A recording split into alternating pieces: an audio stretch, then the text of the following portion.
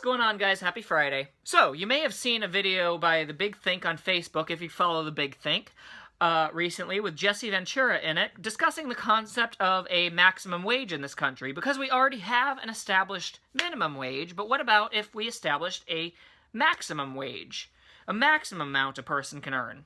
And it's actually not the first time I thought about it.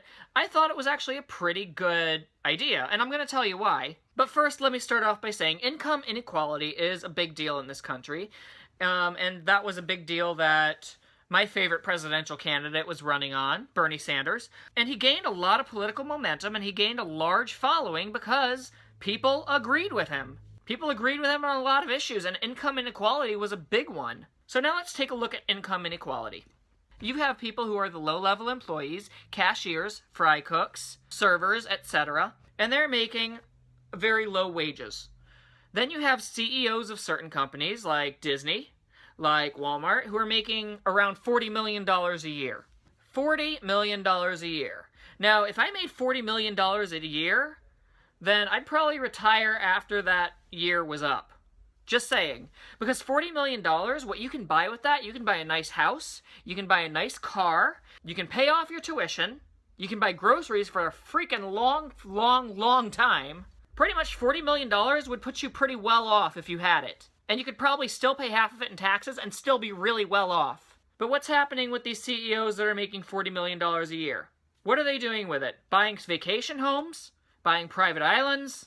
Buying third houses, fourth houses? And that's all fine and well and good, but their employees are suffering. There's employees that work for Disney and Walmart who are on welfare because they don't make enough money to survive. There's people that work for these companies that get all their bills during the month, and then they just have to toss them up in the air and catch one to see which one they're going to pay that month. While their CEO of the company is making way more money than he needs to ever spend in his lifetime. That is what's wrong with this country. I got into an argument with somebody on Facebook about this, and she was trying to tell me that the CEO actually deserved his place and deserved all that money, deserved his $40 million salary, and it's wrong for me to say any of that money should go to the lower level employees because they are low level employees. If they want any larger of a salary than minimum wage, they should have to work up for it. Let me start off by saying I have nothing against hard work at all. I like hard work. I think it's good. But anybody who works 40 hours a week does not deserve to live in poverty.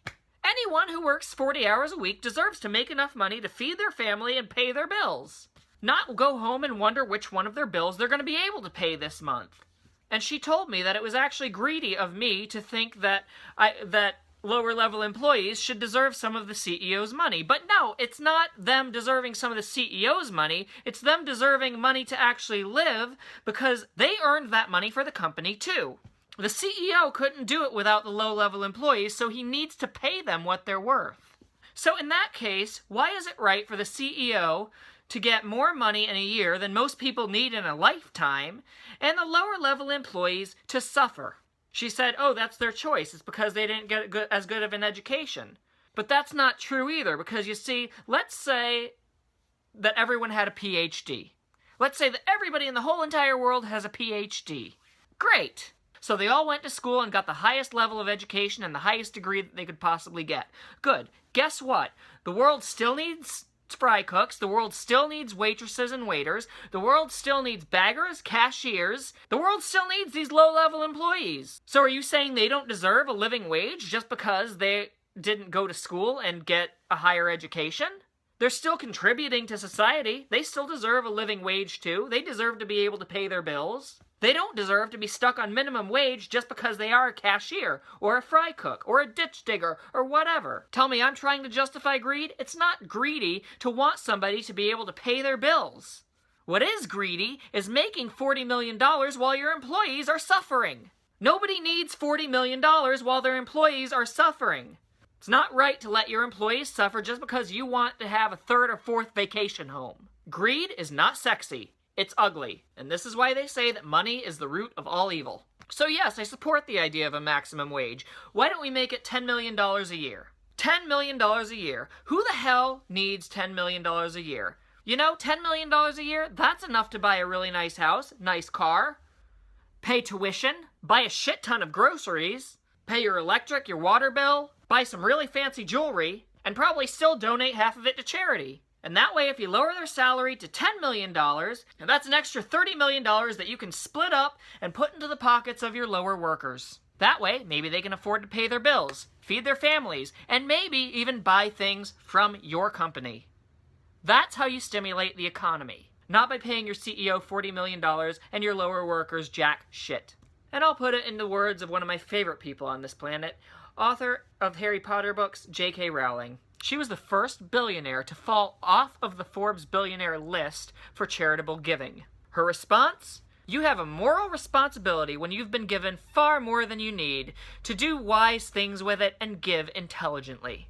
Well said, J.K. Rowling. Cheers. And that's all I have to say about that.